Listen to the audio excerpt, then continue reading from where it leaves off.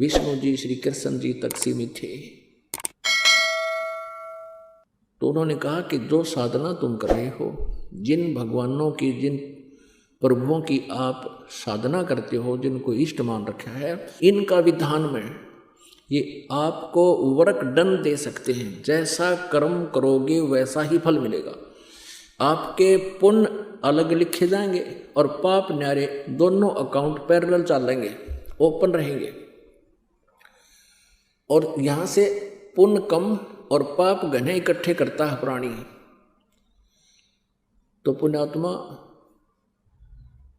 तेरा मोक्ष कैसे होगा? परमेश्वर ने पूछा। पाप नष्ट होने के बाद ही मोक्ष होता है। और आप जी की साधना, आपके भगवान केवल जैसा कर्म करोगे वैसा ही फल देगा, तो तेरा मोक्ष कैसे होगा?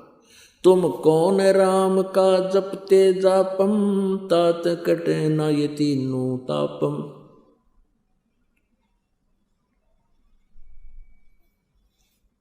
अब जैसे भी कर्म करोगे वैसा फल तुमने भोगना पड़ेगा, ऐसा आप जी के भगवानों का विधान है।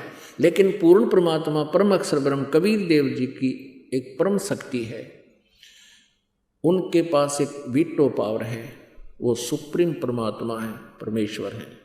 उनका जो सतनाम का मंत्र है, जब ही सतनाम हृदय धरो, भयो पाप को नाशे, जैसे चिंगारी अग्नि की भाई पड़े पुराने घास।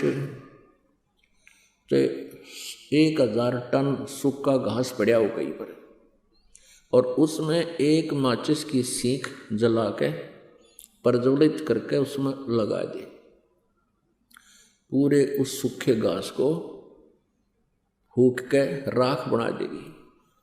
और आवेगी तेज आंधी, उसने कितने की कितने पटक देगी ठाक है, यानी कति क्लियर फील्ड हो गया।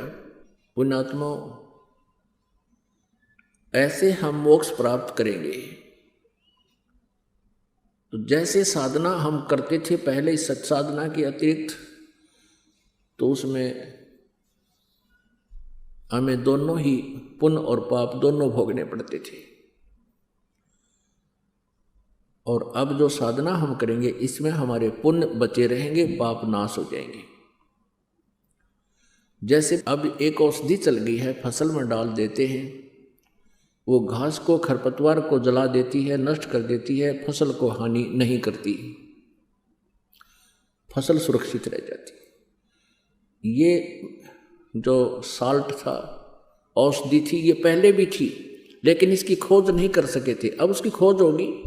इसी प्रकार ये सतनाम पहले भी हमारे सदग्रंथों में, कोड वर्डों में था। अब परमेश्वर कबीर देव जी की रजा से इसकी खोज होगी, करवाने वाले परमात्मा ही होते हैं।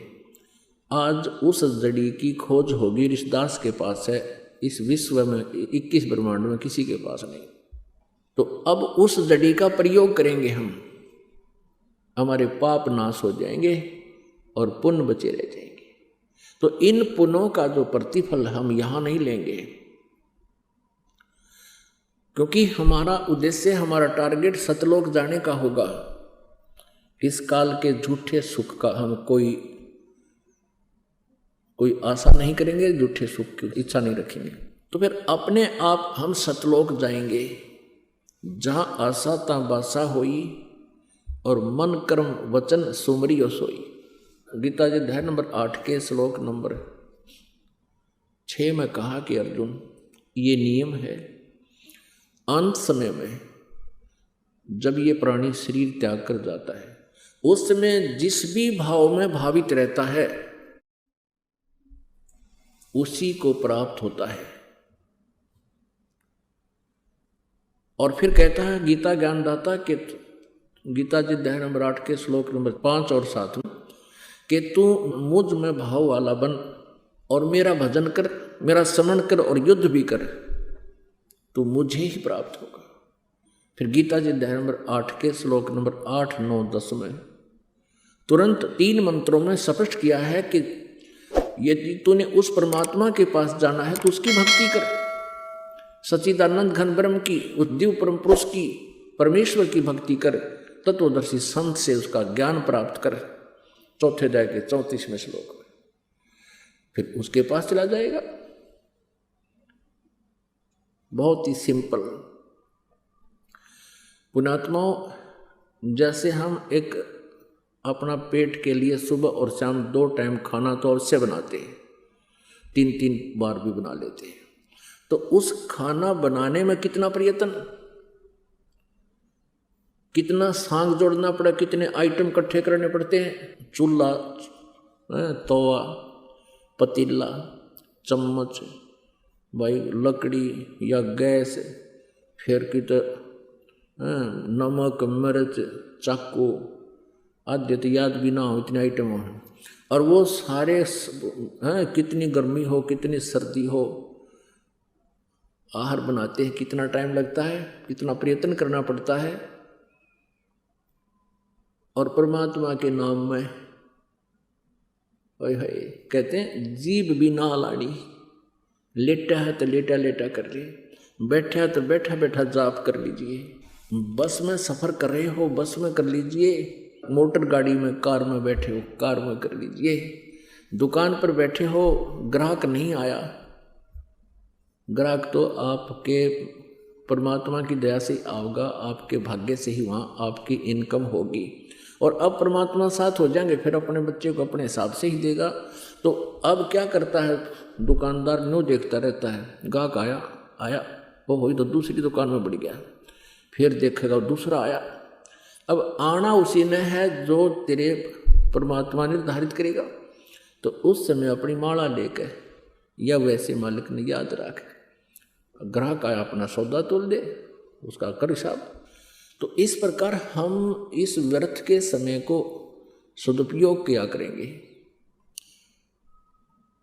बस में हम जा रहे हैं, 2-2.5 घंटे का सफर है, आए है इतना बढ़िया सिमरन होता पूछो मत।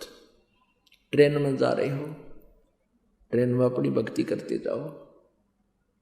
जैसे आप कहीं काम बस गए हो, कोई किसान है खेत में काम करता है, मजदूर है मजदूरी करता है, तो परमात्मा तो याद रखे सके है ना, तो और 100 फिल्मी गाने गाया करा दी हूँ करें जाऊँ मन मन में, तो परमात्मा के मंत्र याद रखे, परमात्मा के भजन को याद कर ले, उसकी वो भी चिंतन बनता रहता है।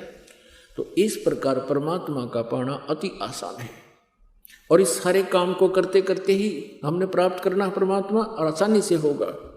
नाम उठत नाम बैठत नाम सोवत जागबे, नाम खाते नाम पीते नाम सेती लागबे। परमात्मा अपनी अमर वाणी में तत्व ज्ञान में कहते हैं कि परमात्मा की भक्ति के लिए कोई विशेष आसन की आवश्यकता नहीं। जैसे गीता जी अध्याय नंबर 8 के श्लोक नंबर 7 में गीता ज्ञानदाता कहता है, तू युद्ध भी कर और मेरा सिमरन भी कर। अब युद्ध से कठिन काम कौन सा हो सकता है, और उसमें भी भगवान याद किया जाता है। और यही प्रमाण यजुर्वेद अध्याय नंबर 40 के मंत्र नंबर 15 में है। ओम कर्तु समर किलबे समर कर्तुम समर। ओम नाम का मंत्र का जाप काम करते करते सिमरन कर, विशेष कसक के साथ सिमरन कर, और मनुष्य जीवन का परम कर्तव्य जानकर इसका सिमरन कर। यही परमात्मा सूक्ष्म वेद बताते हैं कि नाम उठत नाम बैठत नाम सोवत जागबे, नाम खाते नाम पीते नाम सेती लागबे। अब जैसे आपके अंदर एक विशेष कसक बनाकर जो भजन हो सकता है, आपको एक विशेष प्रेरणा बनेगी, आपको भय लगन लगेगा, हे भगवान कहीं फिर से जन्म ना हो जाए, हे परमात्मा कहीं फिर काल के जाल में पंजा फंसा ना रह जाए।